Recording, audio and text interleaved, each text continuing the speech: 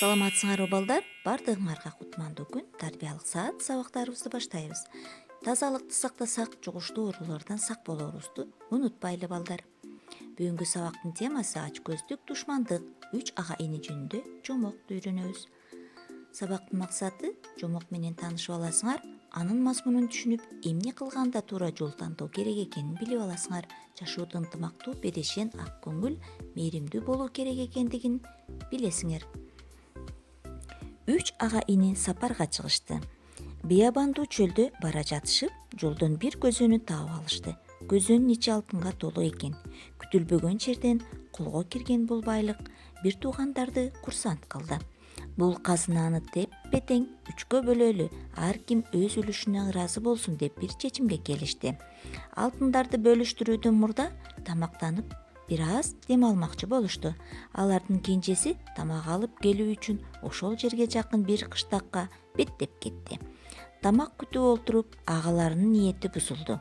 Улуу агасы уртунчу инисине мындай деди: "Кенжебизди эмнеге алтынга шерик кылабыз? Аны өлтүрүп, алтындарды өзүбүз бөлүп алсак болбойбу?" Иниси анын сөзүн макул көрдү. Кенже иниси келери менен аны өлтүрүүнү чечишти. Тамак алып келүүгө кеткен кенже инисинин да ниети бузулду. Ал дагы эки агасын өлтүрүп, баардык алтындарды өзүнө алып калмакчы болду. Ошол максатта ал тамакка у аралаштырды. Аны күтүп отурган агаларынын алдына тамакты алып келип койду. Агаларын тезинен аны басып жыгышып, муунтуп коюшту. Кенже инисин жайлап, көңүлдөрү жай болуп, соң экөө олтуруп тамакты жакшы рахат менен жешти. Көп убакыт өтпөй эле курч у өз таасирин көрсөттү. Экөө эки тарапка сулап жан беришти.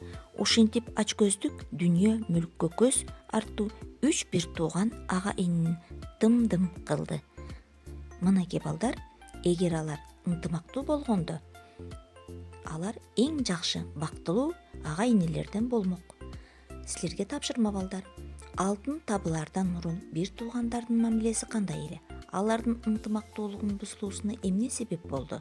Ач көздүк кандай абалга алып келди? Эгер ага-инилердин ордунда болсоңор, эмне кылар элеңер? Мына ушул суроолорго жоопторду бересиңер балдар. Саламатта калгыла.